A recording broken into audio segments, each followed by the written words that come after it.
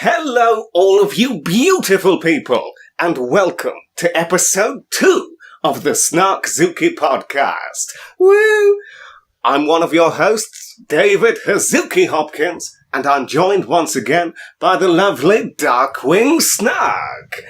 You say lovely, but I think you're the lovely one. We can both be lovely, don't be that guy.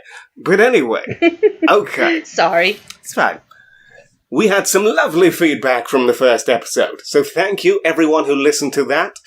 And we had some constructive criticism as well, so we've actually discussed what the topics are going to be beforehand. There's no surprises this time. Womp womp. Yes, so no one's going to end up tied naked to a train at the end of this time. We're working on it. But that's my favorite part. Ooh. Yes. So now we're a bit more prepared, so there won't be 10 minutes of either of us not knowing what the other person's talking about, which I thought could be fun. Going into it, we discuss one topic ahead of time, just so we have a general idea of what's going on, but the other one was going to be a complete surprise. But this time, there are no surprises. There's nothing waiting for you under that tree. You've been bad. So with all of that said, once again, I want you to go first with your topic, Snark. Ooh, what a gentleman. Shut up, baby, I know it. But yeah, as you know, animation is one of my favorite things. It's like my love, my passion, and today I wanted to talk about if taking a creator off their work is a negative or a positive thing. And what I wanted to bring up were a couple examples, like, for example, with My Little Pony Friendship is Magic. Really? That's where you go first? I'm thinking all of these other things. I'm thinking Johnny Bravo, Desperate Housewives, Ren and Stimpy. That's a classic one. I was gonna bring up Ren and Stimpy eventually. I'm bringing up a positive thing first. Friendship being magic is not positive. That's false advertisement. Live in your ivory tower as an only person, just silently judging everyone. That's the way to live. Carry on. Look, I don't care if people know that I like My Little Pony Friendship is Magic. It's a little girl show and I'm a little girl. In spirit, yes, we all are. Carry on. But yeah, My Little Pony. And Lauren Faust was the creator of that version of the My Little Pony brand.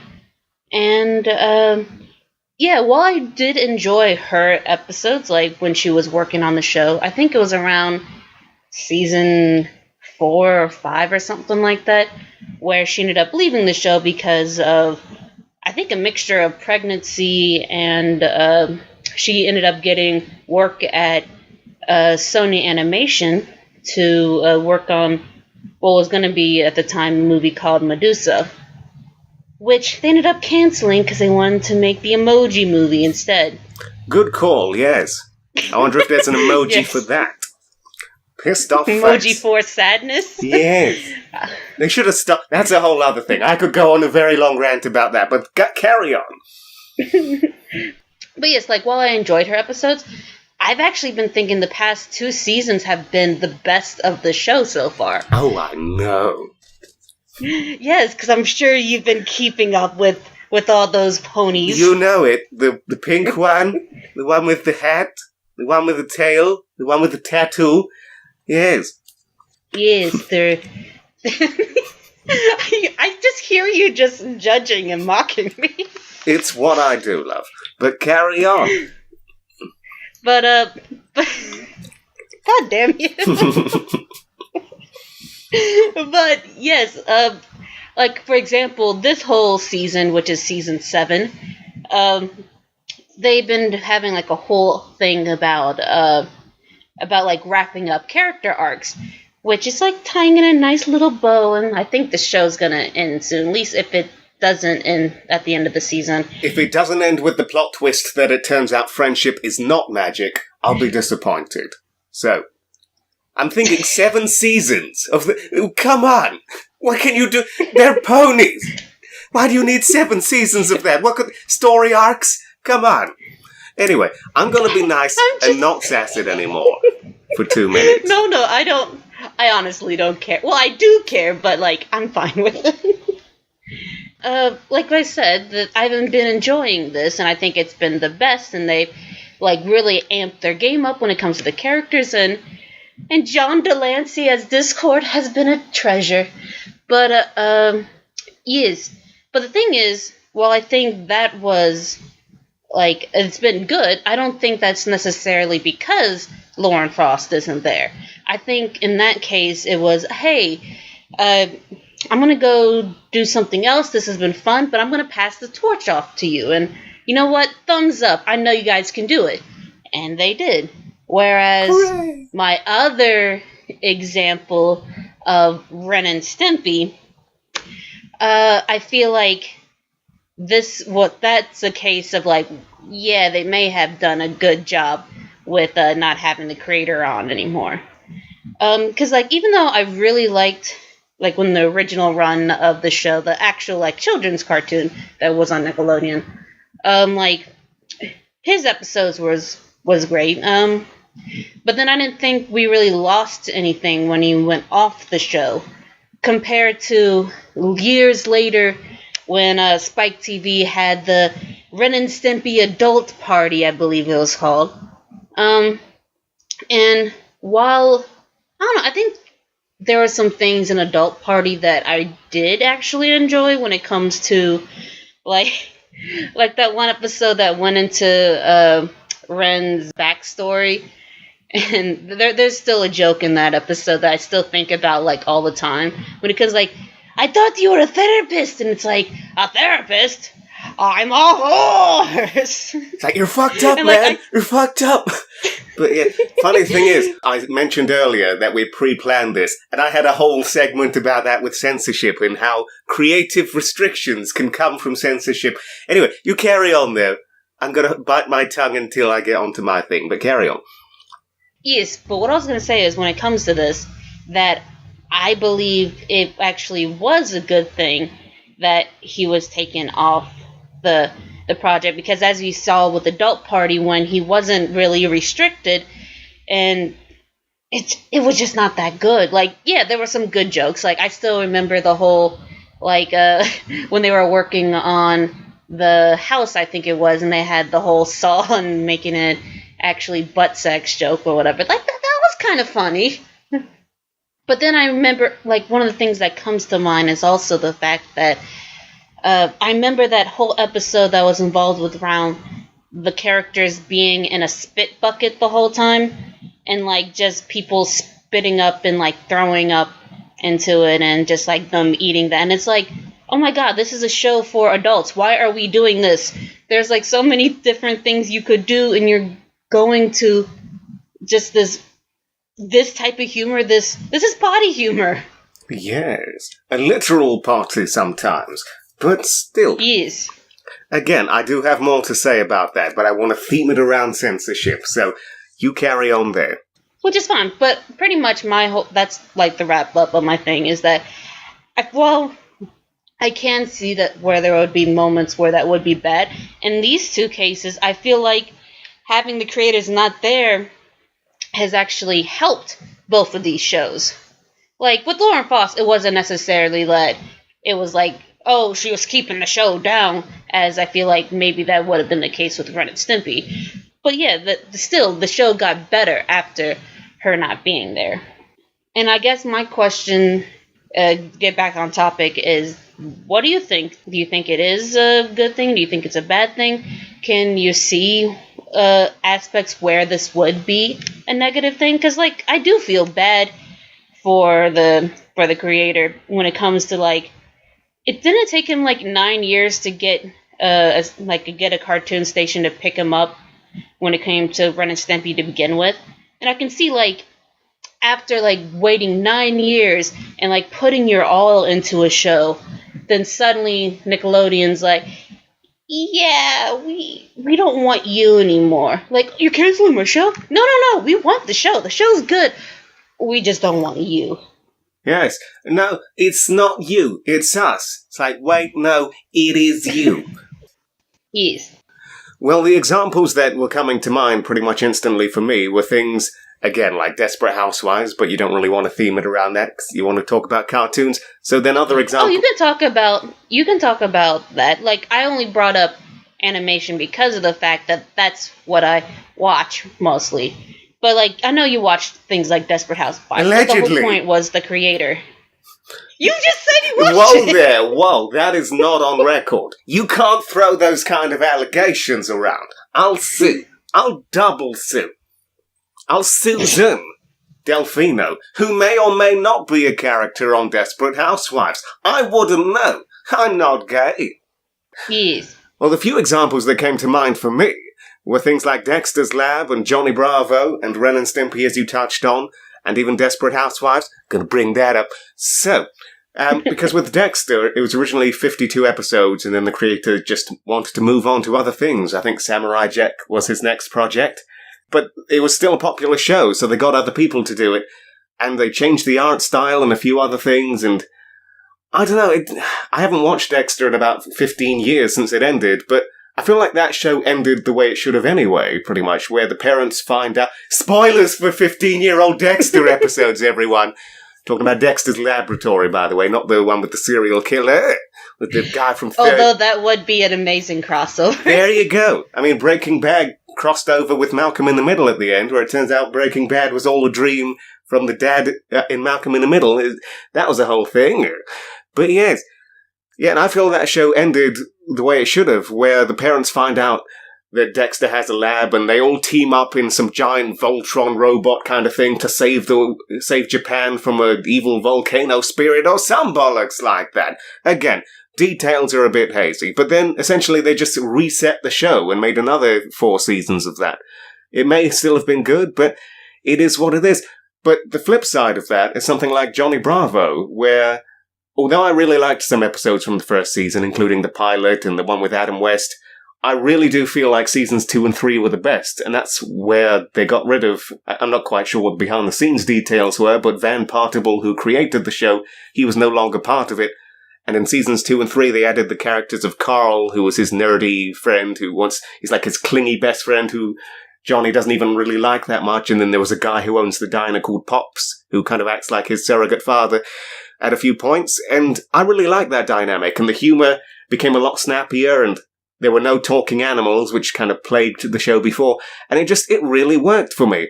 But then it came back again and a few years later for a 4th season, and they brought back Van Partible, and it just, for some reason, it felt like it was the show meant for 5-year-olds all of a sudden, and the characters didn't really fit with who they were before, and I still remember there was one joke that I always groan at. It was the defining moment where I'm just like, yep, I'm done with this show, where there were these animals who basically were mafia people, and one of them, he says, capiche, and then this guy says, what, I didn't do anything.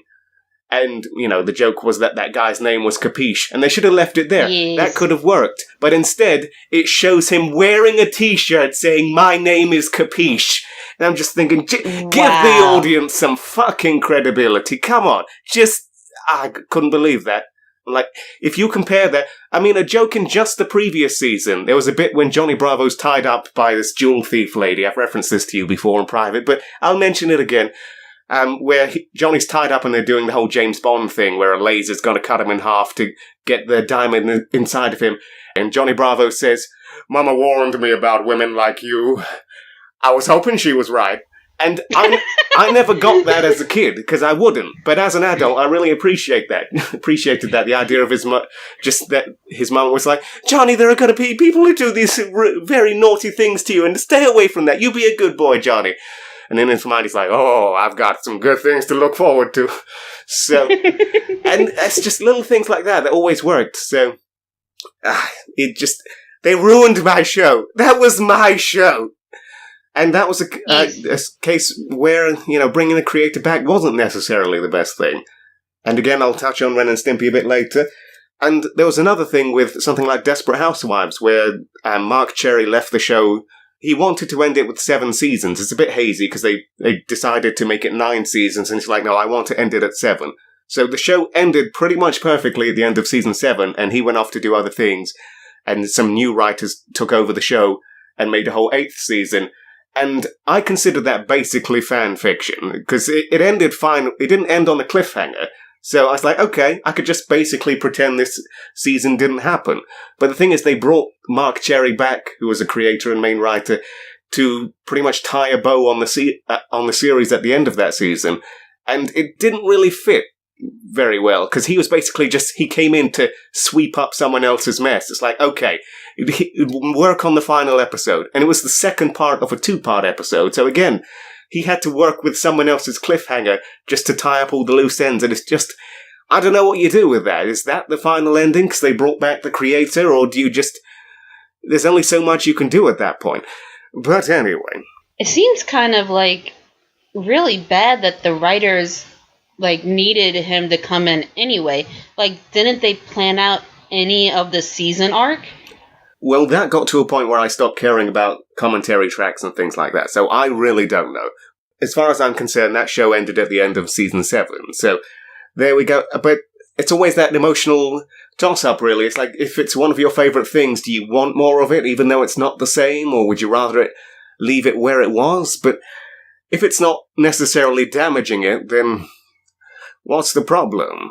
I mean, it's like with video games, and not to get too far off on that, but some of those have really good stories these days, but they're in an industry where they want to make money, so and even movies, all these reboots lately or over the past decade really, where things come back many years later, and it's just, do we need these things?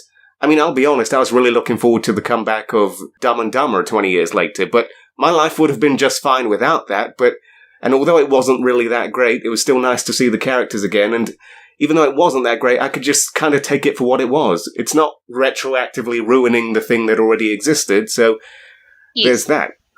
The annoying thing is when they kill off characters or something like that. I'm like, you brought, Star Wars spoilers, everyone! When in episode 7 of Star Wars, they killed off Han Solo. And I'm thinking, if I gave it even the slightest of shits about Star Wars, that might annoy me, because I'm looking forward to this new trilogy for the first time in over a decade, and I'm hearing they're bringing back all the old characters, and I'm just like, yeah, this is amazing! My childhood coming back! And then within about half an hour, they kill off one of my favourite characters, or one of the main characters, who I'm guessing is a lot of people's favourite character, and it's just, what do you do with that? And then you got these 2 other movies out. Do you care at that point? It's technically canon. They brought it back just to kill off one of your favourite characters. Do you need that? It's like if they brought back Kim Possible just to kill off Draken. I'd be like, go fuck yourself. We didn't need this. So.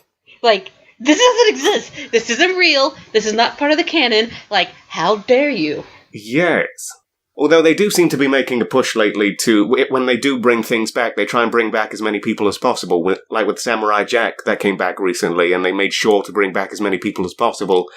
And they told the ending that they pretty much would have told in the first place. So, that's something. I actually watched all the Samurai Jack when they brought it back. I feel bad because, I don't think it's as bad as, half the people on the internet are, whining about. I do think if they were given more than, 10 episodes or whatever, they could have did a better story to wrap everything up. Well, from what I hear, and this kind of ties in perfectly with what you're saying, is there was a comic follow-up series that basically ended the show, and that wasn't made by any of the original people. And the way that ended was Jack defeats Aku, but he's stuck in the future. He has no way to get back into the past. But he learns to deal with that, and he just kind of goes on in life and spends his final days just helping people in this future that he's been a part of. And he's defeated... That would have been oh my god, that would have been the perfect ending for the show. Because that's what I was thinking when I was watching this, was why don't you just have the moral be hey, don't be stuck in the past, move on. Well, that works too, yes, but then they played it very safe with the actual animated follow-up season, where it actually did have the original creator and writers, where he defeats Aku and goes back into the past, and basically nothing happened. It all retcons itself, but he's now immortal for some reason. So he's going to spend pretty much forever just wandering from place to place, helping people out. And that's that. So... That kind of... I'm trying to figure out if I should actually say, because that's a whole other rant. But I was just going to say real quick that when it comes to, like, that situation, like, I think that is, like, more of a matter of, like, taste. Because I think that's another problem when you're, like, a fan of something, and then the creator does, like, come back and able to, like, either finish their story or continue their story, whatever. And, like, because it's a new current thing, and you're, like, able to judge it differently than you did when you were a kid, I feel like nostalgia may be a part of, like, clouding your judgment as well. Because, like, there was a lot of things about the new show that I really enjoyed. Like, I enjoyed how far they were able to push some of the angles, but then in other respects, I was thinking, like, well, when they had the restriction of they weren't allowed to have blood and stuff like that, or whatever, and they were, like, just having a whole bunch of robot villains, I felt like they were kind of more creative because they were trying to work around those type of restrictions. Mm-hmm. But yes, that's pretty much that it. But you were saying? But that ties in pretty much to what I wanted to bring up as my first topic, which is censorship, and how sometimes being censored can lead to a bit more creative interest, really. But the reason I'm bringing this up is because a podcast I do some voice work for has decided to censor itself to appeal to iTunes a bit more, because they frown on sweary bears and things like that. But the thing about that is, that got me thinking, if you set your tone with things first of all, that's absolutely fine. Like, there are some shows I absolutely love where they've never said even so much as a damn in the entire run, but they set that to begin with. But I think it's a bit different if you have swearing and being uncensored in the first few episodes, then you decide to suddenly censor yourself, and not only that, but retroactively go back and bleep out the things from the earlier episodes. And I don't know, that kind of rubbed me the wrong way, and I've spoken to the guy privately, and he, you know, I understand where he's coming from. He wants to appeal to a larger audience, really, because if you have swearing, you get instantly put in the explicit category on iTunes, and he wants to have a bit more of a broad appeal, and he doesn't feel like the swearing is really what the show's about. So if he can bleep it or just not have swearing in the first place, the actual point of the episode and the discussions will take center stage and get to an audience that cares more about that. So, and I understand that, but it kind of rubbed me the wrong way, because one of the ways I got the part, so to speak, is I sent a few pitches which involved swearing, and he really liked that.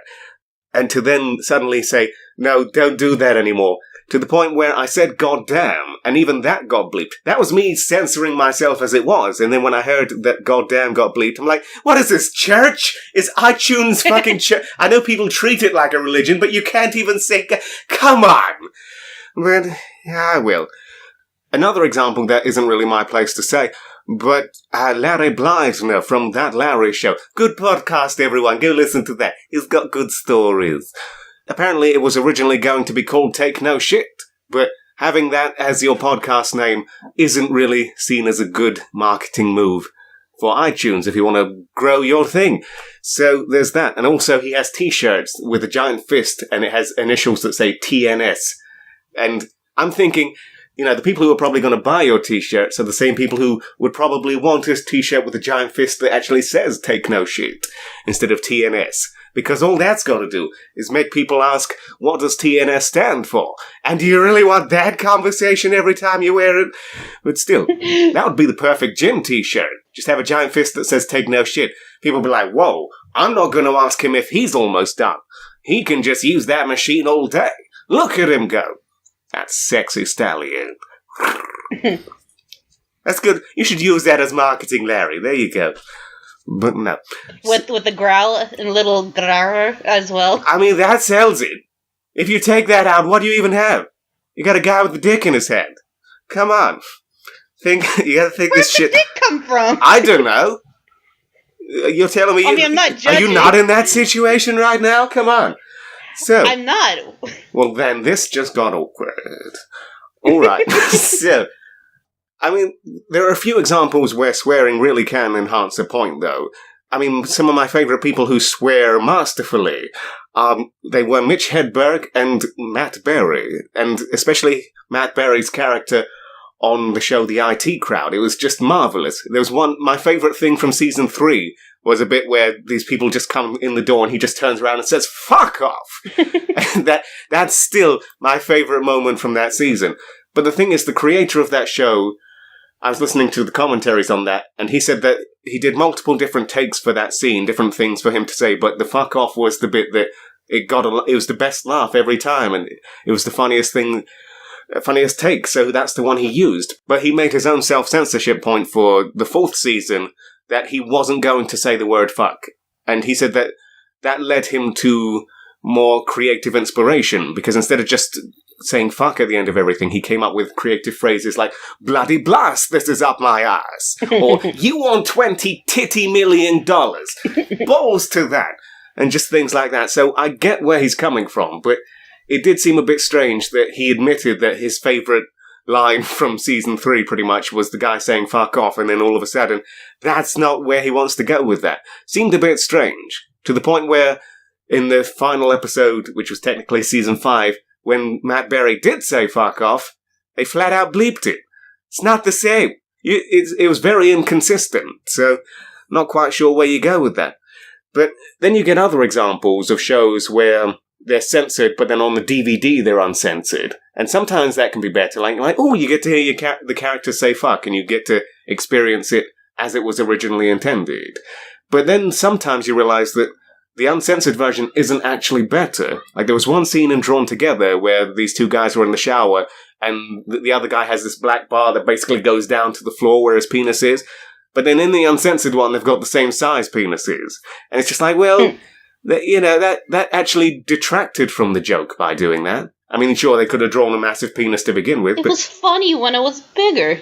There you go. But then the other flip side of that is with the Boondocks. They bleep a lot of swearing there, because they originally thought that the word shit would be okay and uncensored on the Adult Swim version. So they liberally used the word shit for the first season, and then they realized that it got censored. So there's a lot of bleeping in that. But also, slight warning with if anyone who plans to buy the Boondocks, that current show, within about 2 minutes of episode 1 uncensored, you see the granddad doing naked boxing or Tai Bo or whatever it is. So, prepare to see old man junk swinging around. It's not all swearing. That's my favorite type of junk. Yeah! But then I was joking, by the way. It's not. I don't know. Don't say that. Those silver foxes. It's bad enough I get that from Mooney all the time. Like, oh, hey, you have old man fetish. Like, no, I don't. Well, you kind of do. But we won't get into that. That's not my place to say, even though I just said it. So, there's that. But yes, do go on. That's the nervous laugh of someone who knows they've been caught. There you go. We need the opposite of... I have not been caught. How dare you call me out? Yes, it's the opposite of Chris Hansen. It's like, have a seat. So, we saw your... You've been drawing a lot of topless Scrooge McDucks. What do you have to say about that? But anyway, enough about our balls. We weren't talking about your balls. We were talking apparently about Scrooge McDuck's balls. Jesus. We are one and the same. It's the plot twist. It's quite the plot twist I've been meaning to say. But yes. Anyway. So. But the other extreme is some people, they use swearing so much, almost as like a crutch to get them through something. And it's almost like the cheap joke in a way. People kind of like fart jokes or poop jokes or burps or whatever. People use that as a way to get that quick laugh. And it's not the same. And it's like Cat Williams. I always remember the first stand-up act I heard of his. He kept saying fuck every single line. It's like, enjoy your motherfucking life. Life is short, motherfucker. Enjoy it. And it's just like, all right, it's not making it any funnier. And it really did just sound like white noise eventually. It's like, you could just take all of that out and it would be funnier possibly. So, I don't know. And one thing I wanted to reference with your Ren and Stimpy thing is... I feel like censorship can be for the better in terms of creativity, because some of those earlier episodes I actually really enjoyed. Like, Ren and Stimpy were always intended to be a gay couple. That was what he said. And in the Christmas episode of the earlier seasons, I think it was season 2, that was implied by giving them gifts and stuff like that under the Christmas tree, and just some of the things they would subtly say. But then after it came back for the adult party cartoon, there were no restrictions, and suddenly they're just flat out fucking each other and having babies with each other, and just be like, I knocked that bitch up! That was me! I did that! And it's just... Is that really what the show would have been without any censorship in the first place? And I don't know if that would have even been a good thing to begin with. Sometimes less is more, so yes. It's a fine line. I mean, I try to use swearing in a way that actually enhances a joke. I've never been someone who just swears constantly for no reason. And in fact, a perfect example of where I regret something involving swearing is on the podcast I was referencing before. There was one bit I did at the end, and I said, like, the cap to the joke, or the punchline was, "You fucking suspicious bastard!" But the thing is, I felt like saying fucking was a bit too on the nose. If I had my way and I had final editing approval, I would have taken out the fucking, so it just says, "You suspicious bastard!" Because I feel like that's a bit more subtle and it would work a bit better. But I don't have the final say there, which is coincidentally what made me want to do a podcast with you all of a sudden. That and a few other things, because, like, hey, I like doing this, but I also am a control freak to a certain extent, so I'd like to get final say on this and not just have a little 30-second bit at the end of someone else's thing. Just have an hour of me and my best friend. There you go. That's right, I said it, everyone. That's out there. But yeah. Aw, David, buddy. You know, when you say that, it makes me want to take it back. No. Anyway. And what? No, you can't take it back. I know it now. It's out there, and you better not goddamn edit it out. There's no way of knowing. Okay. Yes, there is. I'll hear it. Well, you're only recording your voice. I listened to this. Just have it like you not say anything is like, aw, David buddies. That's all you hear. Yeah. Have that after you talk about Scrooge McDuck's balls or something. I forgot we even said that. This is going to be interesting to edit. Going back to retroactive censorship, though, that bothers me on quite a few levels as well, because I think of things like Tom and Jerry and the old Looney Tunes cartoons and the old Disney cartoons, where you can't even get those in their original form anymore. It's horrible. Mm-hmm. Like, with Tom and Jerry, I remember it's sensitive towards the mama, basically, the Tom and Jerry mother, who used to go, Thomas! And they went through a whole bunch of different passes of that. They tried lightening her, or, making her skin lighter, and thinking that would sort things out. They got rid of her background music, where it's like the shortening bread song. And then they just started to take big chunks of that out. And I'm just like, you're basically changing history here. Just leave this as it is. Just put a warning at the start saying... Yeah. Yes, just put a warning at the start saying this is how things used to be. It's not the same. So... I think they ended up doing that with the Looney Tunes, like DVD box sets. Like, hey, we don't agree with this anymore, but we feel it's an important part of history, so we're showing it as is. I mean, it's tricky with Disney, though, because Disney has always been... Because a lot of those characters are still going strong. And I think that's where the grey area is, because I know they had, like, Nazi cartoons with Donald Duck back in the day. And... the internet... To be fair, though, with that one, he was talking, like, the reason they showed that to begin with was to show that it was a nightmare and that this was a negative thing. Nazism was bad. And in the end, Donald was happy that he ended up not being part of Nazi Germany, and he ended up, like, kissing the Statue of Liberty. Well, that's a perfect example of people take little bits out of context and package it as something else, because that's all I ever saw was that bit. So, with Disney, it's a grey area, though, because the internet being what it is and people can dig up anything, and those characters are still going, and they're supposed to appeal to little kids, so it's a bit tricky there. But with something like Tom and Jerry, no one knows what Tom and Jerry is anymore, really, unless they're watching the old ones. So, I feel like those should be left alone. And even the Looney Tunes cartoons, to a certain extent. I mean, not much is being done with them anymore, so just leave them as is. That always annoys me. I mean, there are certain videos on my channel, opinions that I no longer have, or videos that make me cringe, quite honestly, or I'm just like, ooh, what the hell was I thinking at the time? But I leave them up because that's who I was at the time, and in a way it shows how much things have changed. If you get rid of your history, then you're doomed to repeat the same mistakes, as they say. So, I mean, that's how I see it. None of this really got solved on any level, but just a few ideas here and there. I mean, your first topic kind of tied into what I was saying slightly, so... But anything else you want to bring up on that? Yeah, there is actually something I want to bring up on it. When it comes to, like, censorship in television, it makes me think of the fact that, like, I feel like most of the time I end up watching shows geared towards children because when a lot of the adult shows have the freedom to do pretty much whatever they want, it ends up going to the same types of jokes of like, oh, hey, I just pooped on somebody's lawn, or, oh, hey, I'm going to go bang some chicks, you know what I'm saying? And it's just like, there's only so much of that I can take. Because, like, it gets old really fast. Like, I was thinking about also, like, the movie, I don't know if you've ever watched it, but the Sausage Party movie.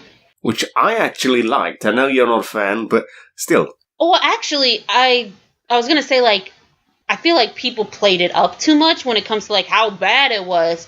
But at the same time, it was like, there was, like, some things that was like, I could have been better without watching that.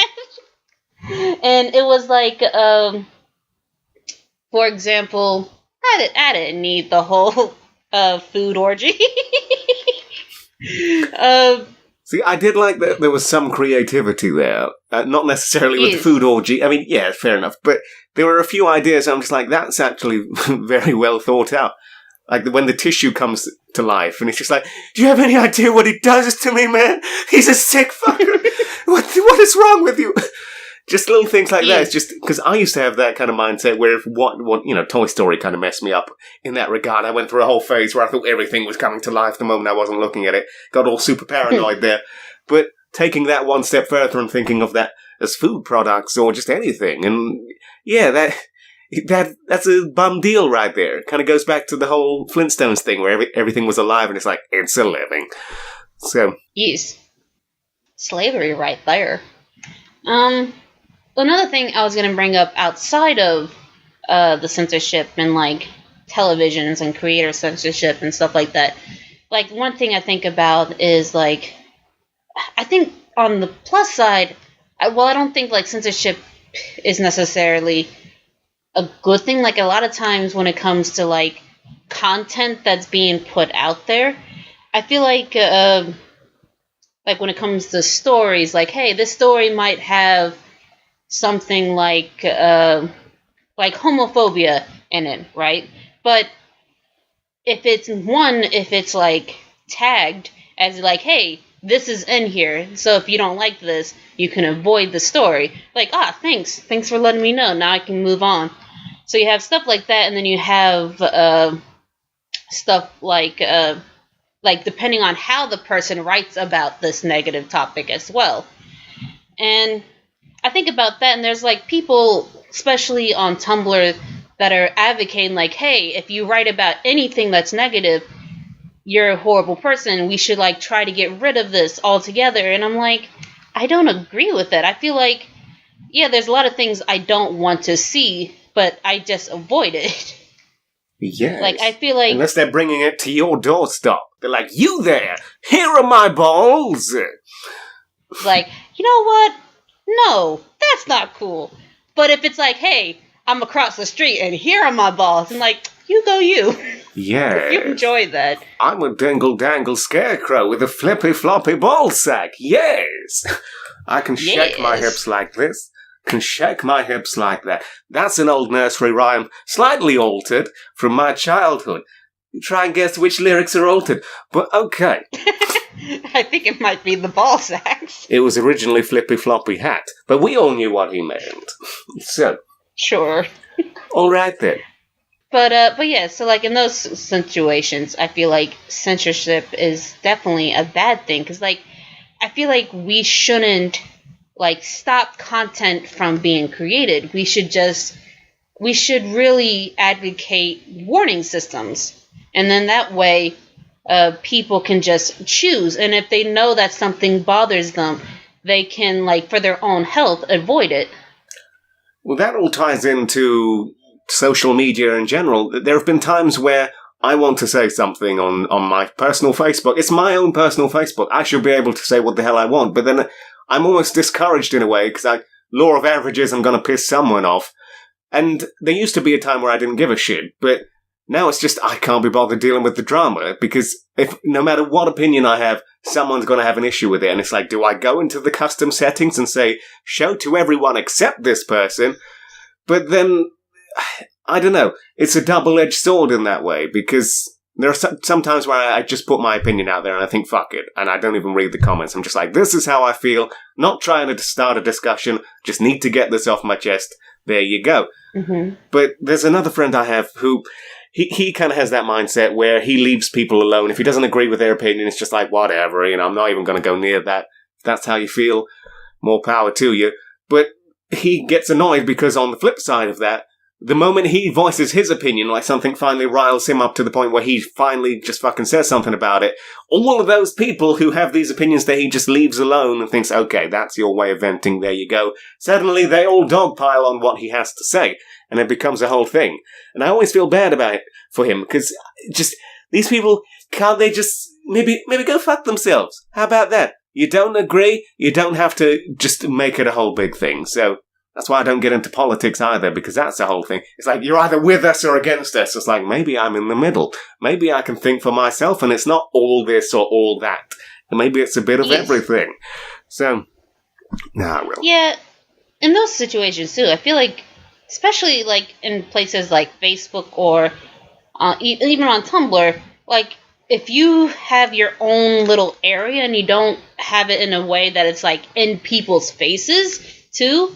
Like, this is just like, hey, I just need to vent and get this off my chest because it's bothering me, and if I keep it inside of me, then it's going to end up, like, really messing with my headspace.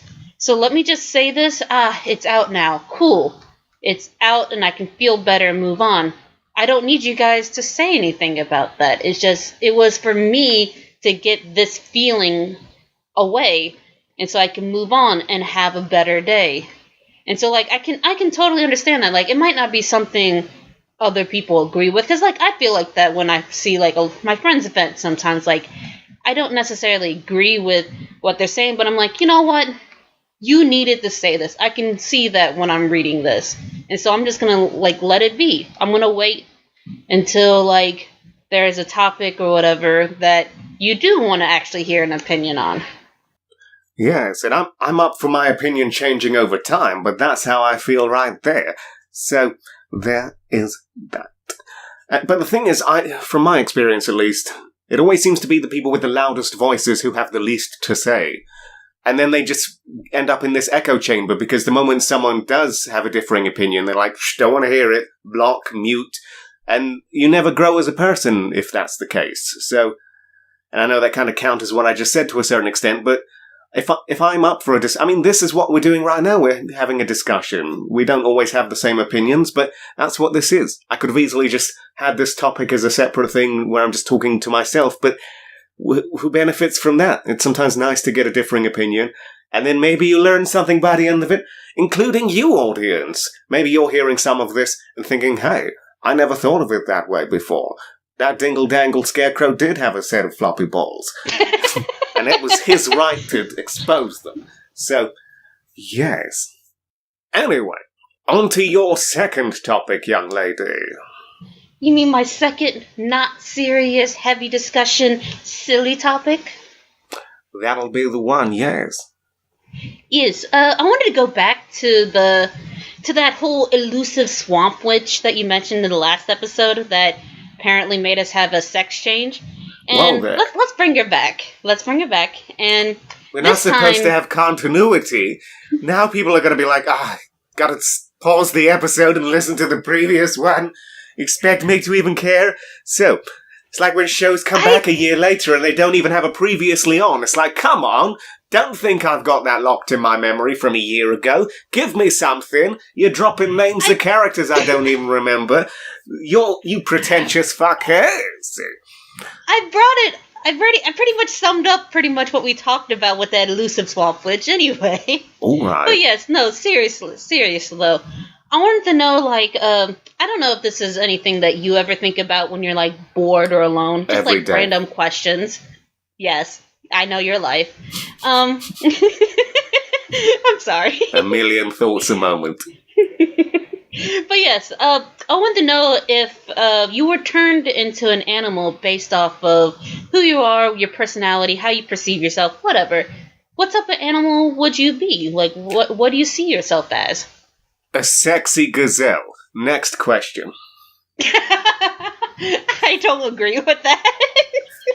No, I fucked that up. What I meant to say was a sexy stallion. Yes, that's what I meant. Followed by a fucking gazelle. Boom. There we go. So you're a hybrid of the two? There we go. But yes, a sexy stallion. Obviously. I mean, I'm basically already there. Yes, just one horse dick away. Yeah. So, that's pretty much that. Are you trying to say that you already have that? Whoa there, that's on you. You just said that. We all heard it. So, but I don't know. I mean, anyone who knows me is probably thinking, Bigfoot. Say Bigfoot, David, you hairy fucker. but no. No, it's fine. So. You could be a grizzly bear if you want to make that joke. We do not. So. Then we'll move on. Yeah. Well, I mean, that is basically it. I have no interest in... Actually, something that can fly. There you go. That's what I'd be. Something that can fly but also lives longer than 2 weeks. Those fruit flies.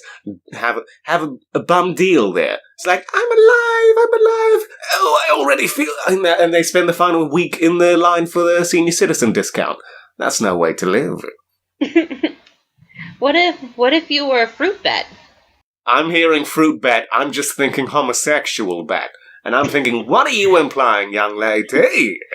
So, anyway. Well, if I said a vampire bat, then you're like, oh, so I'm a parasite.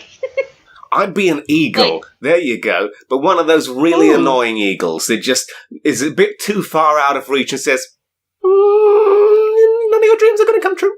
Just like swoops by. Nobody really likes you. You've got the kind of face only your mother would love. So. The sad thing is, that sounds like the most realistic thing so far.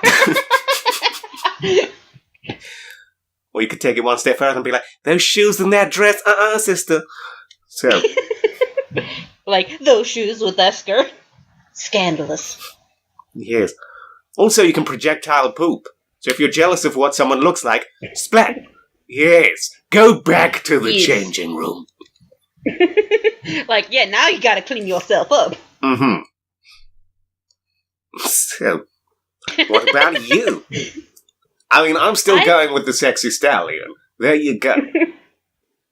Yes, even though realistically you'll be that crazy eagle. Yeah, I can be both. Who's to say you can only be one thing? So, what would that even look like? Just, are you saying like you're just like some type of like horse creature that can... Oh, Pegasus, duh. Sure. Horse creature that can fly. What type of world are we living in? And they're like, oh yeah, Pegasus already was a thing.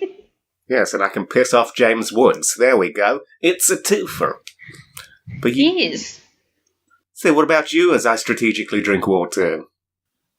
Yeah, I've actually thought about it, and in general, I already feel like I have a very big connection with water. I always feel like I'm at my best when I'm in water, whereas on land, I'm kind of not as graceful. If anything, I'm very stumbly, tend to be a klutz and fall over things easily. Like the other day when I got caught in a random sinkhole I found when I went on a walk with the dog. I was gonna say, happens to us all, but it really hasn't. That sounds like there's a story there. I was so upset. Like, 2 cars drove by as I was, like, laying on the ground in pain, begging for help. And they're just like, I'm sure she'll be okay. Just, there was also a guy that came out that came outside, looked at me, like, had dead eye contact, then turned around and walked back inside. And I'm like, oh my god, I hate you guys. This neighborhood is terrible. I mean, what could they have done, though? Were you sinking? Was it like quicksand? Sexy No. quicksand? No, but my foot was stuck, and I, like, because of, like, the mud and stuff like that as well, like, the more I tried to, like, pull, like, there was a suction thing going on, and my foot was stuck underneath a rock. Did you have to 172 hours yourself, or whatever that movie was called? Well, guess I'm hopping home. What ended up happening was, as I was, like, the whole time trying to, like, pull my foot out of this, like, big, giant, like, hole, the dog was just, like, looking at me like, we're having a great time. I'm like, you can't even bark so somebody might hear us. And I'm just, like, yelling for, like, Darius, help me! I am in pain and in trouble. And then, did he like, hear finally, you? Did you set up the Darius signal? No, he didn't come for me. And so, but eventually I got out, and then, like, I was limping towards the door, and then as I got there, Darius opened the door, was like, I was wondering where you were. And I'm like, God, Darius. We're not worrying enough. There you go. It was like, what happened to you? He just, like, pulls the like, curtains a little bit and thinks, yeah, that looks a lot like effort. He ended up making fun of me for the whole week when I couldn't walk because of that. Going like, only you would find the random sinkhole in the middle of nowhere. And I'm like, can we just not talk about this while I'm still in pain? Can't you sue whoever's fault that is? Everyone does stuff like that. It's like, there's a crack in that pavement. So... Yeah, but that was our property, so we'll be suing ourselves. But this is completely off You'd topic. probably win, though. There's a fair chance. Like, hey, I sue me. I'm taking me to court. Like, are you sure? Yeah, I'm taking me to court. Okay, you gotta pay yourself $200. Ah, yeah. It's like, hey, I was $200 short on something I wanted to buy. And then you go to pay for it, it's like, wait a minute, who stole $200 from me? It made sense in my mind. Oh, well. That was a bad joke. I know, we're not going to use that. It sounded better in my mind, but it came out as poo-poos. So.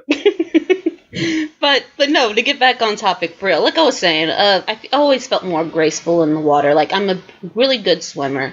And, like, I love to kayak as well, and I've always been really, really good at that. And, but yeah. And so, like, I feel like I would be something water-based, and when I think of that, the first thing that comes to mind is a whale shark, in which, they're See, now who's being two things? So he is. No! It's a type of shark! I swear. Sure it's not two, it's one. No, see, whale sharks are, like, actually, not only are they the biggest type of sharks, but they're are also the most whaliest, gentle. yes. Sorry, carry on. No, they're the gentle giants of the sea. And I feel like a connection to that because I've had people in the past that, like, by looking at me, I don't know why, they're like, oh, you're big, you intimidate me, you just make me think like you're gonna hurt me, blah, blah, blah. And I'm like, use that. What?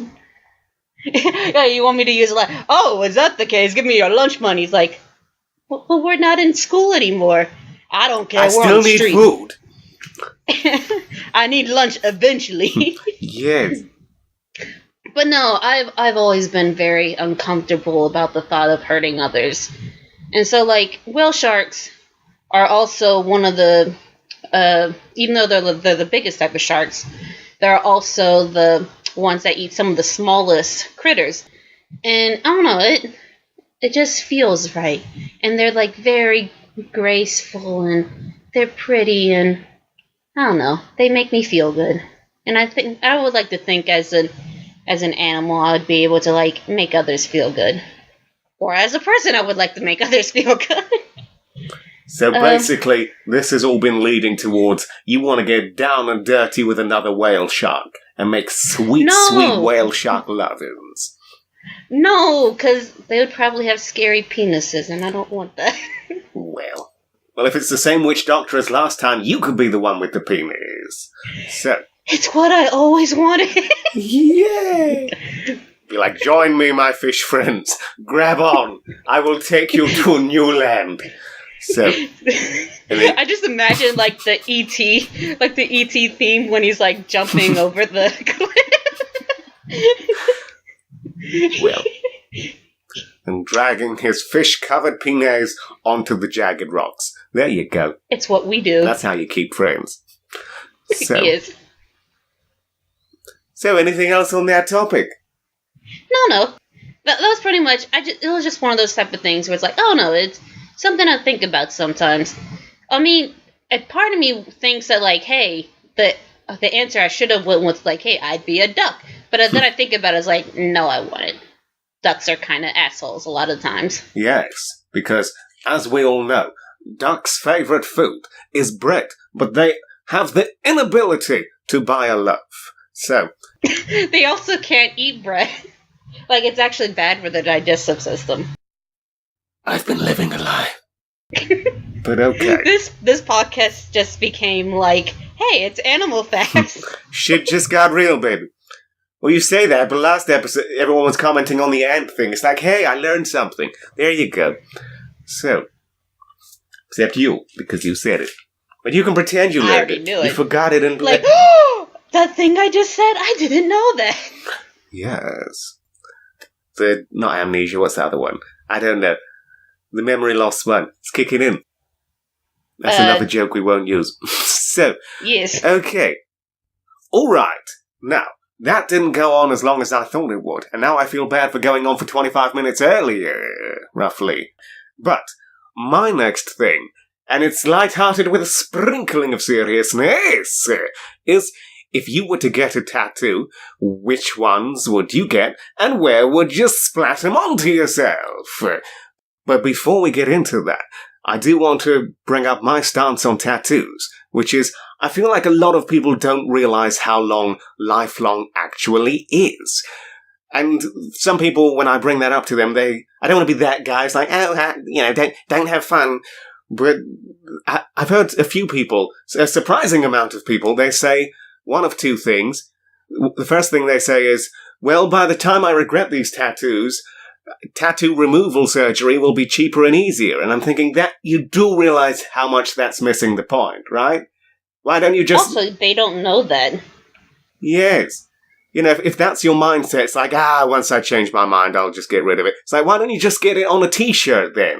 You know, get something, buy a pair of socks or something, buy a poster. I don't know. The amount of times my interests have changed over the years.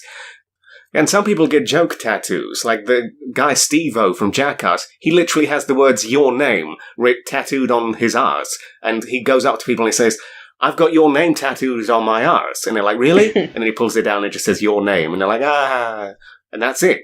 I mean, sure, that's an icebreaker in the right company, but really, how many times are you going to use that joke to the point where you're like, maybe I shouldn't have done that?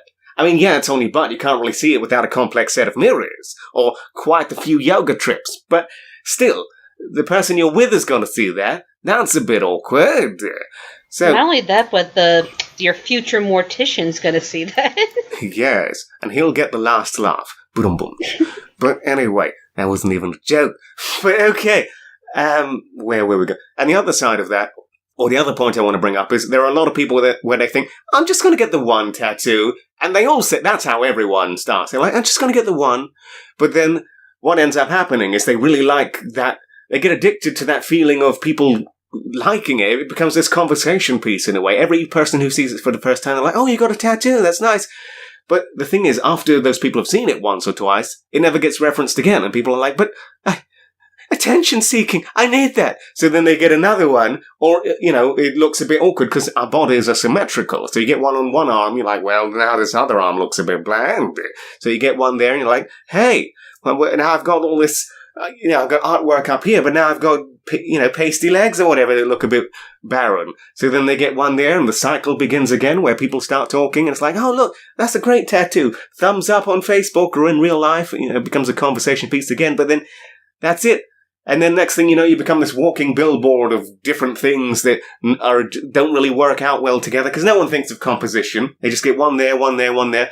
And then next thing you know, It's like if you're doodling on a page and you're just running out of space, but you want to get more, and you fit something in there. It's like, well, separately, these all work good, but as a large composition, it just looks like an absolute clusterfuck of rubbish. So, what are you doing?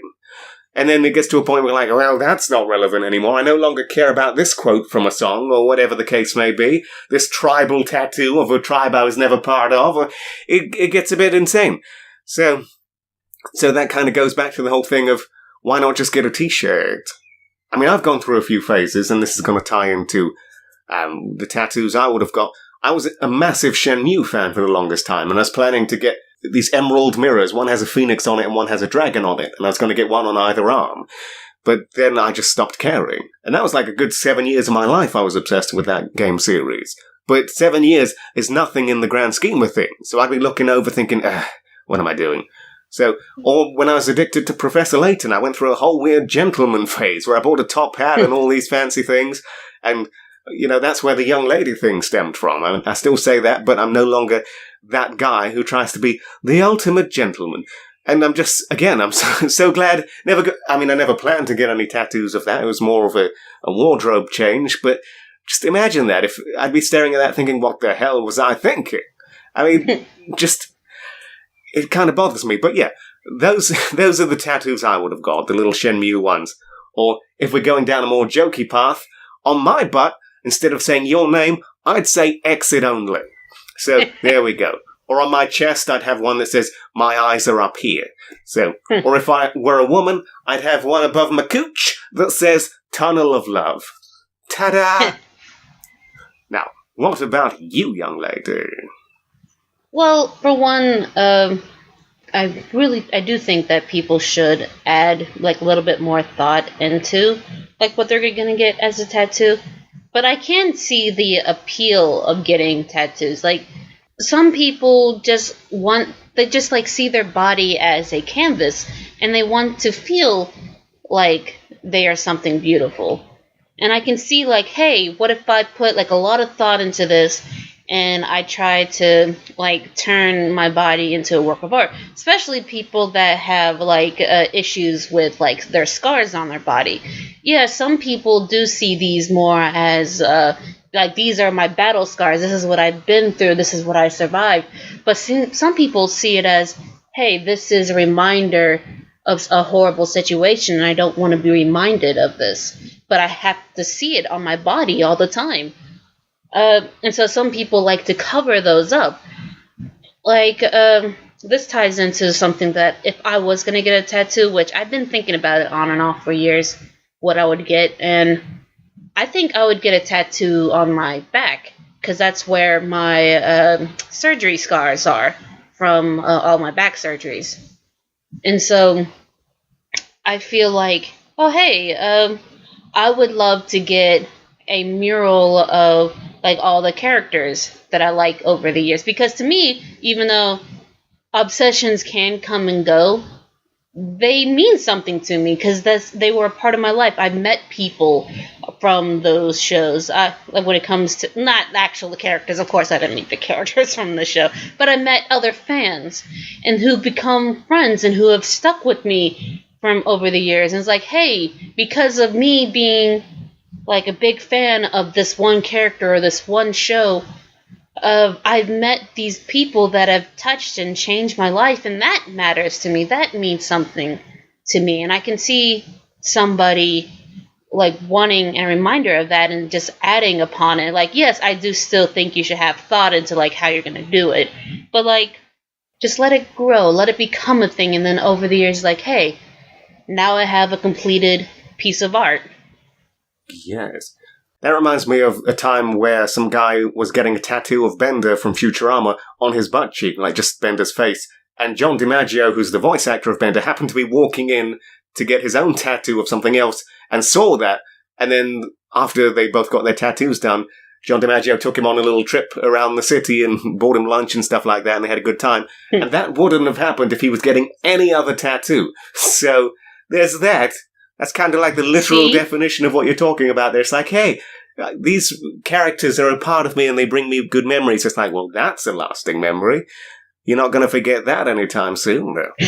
So not only that, but you have, like, hey, John DiMaggio saw my ass. Yes, and not only that, but took a picture and he says, like, that's the best ass I've ever seen. So, there you go. Not only that, but then took you for dinner afterwards. Well. Like, talk about a great date with John DiMaggio. Quite the conversation starter, yes. Yes. To be fair, Bender's quote was, "Bite my shiny metal arse." So, there you go. Yes. So it makes sense. Except his arse isn't metal, but let's not be that guy. Yes. And it's not shiny. Well, you don't... Baby oil shines things up. Anyway, enough about this random guy's eyes. No, we are appreciating the beauty of his ass cheeks. Don't take that away from him. Well, I saw another one where there was a tattoo of like a guy on one cheek and a lady on the other, and as the lady was like jiggling her butt cheeks together, it was like they were kissing. And it's like that kind of ties into the whole thing of how long's that going to be funny for? You know, it's just... And eventually, you know, bodies sag. Suddenly that little butterfly ends up looking like a monster from Monsters, Inc. as things start to sag over time. So who knows? And I don't know. It kind of ties into people getting tattoos on their lower back and things like that. It's like, why are you spending all that time and money on a tattoo that you literally can't see without a set of mirrors? I mean, it's the only tattoo that has ever made sense to me.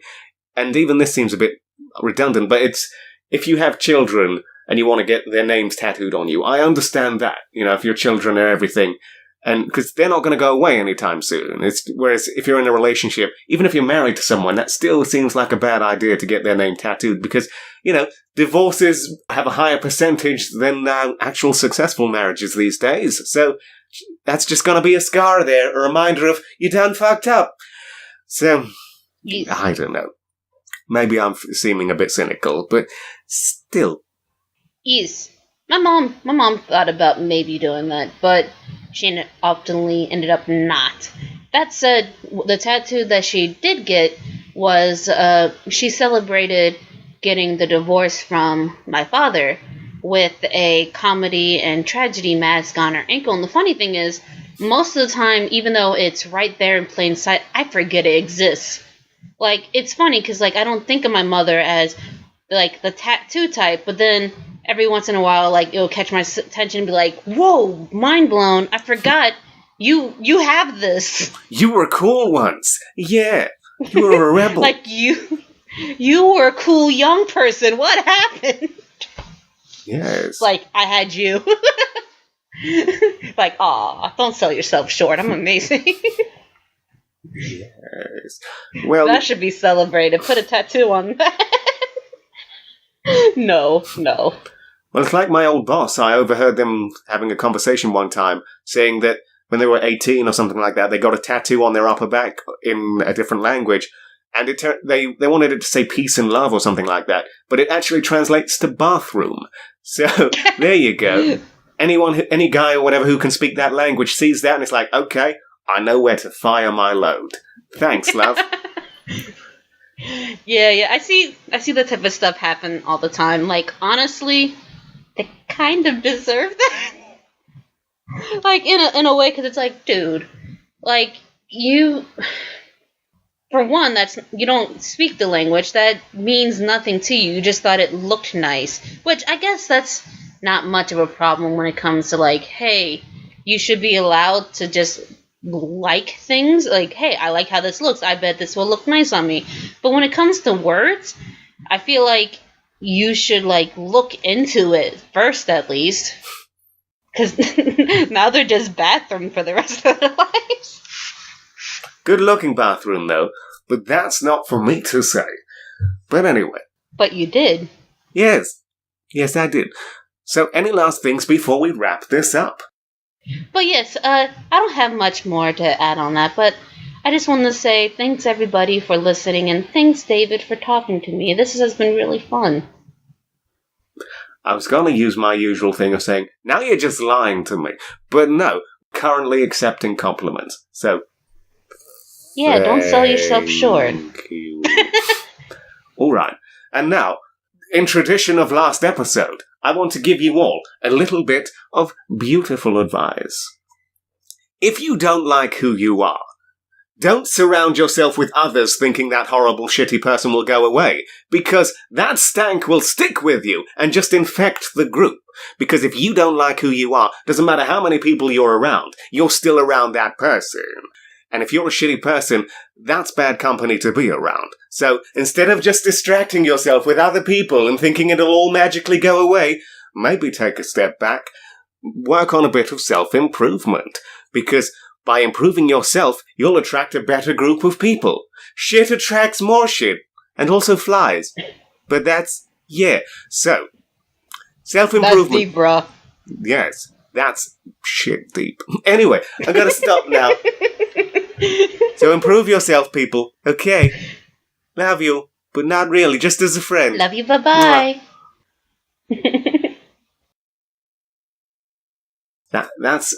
I'll save it in editing. That'll all be fine in editing. So.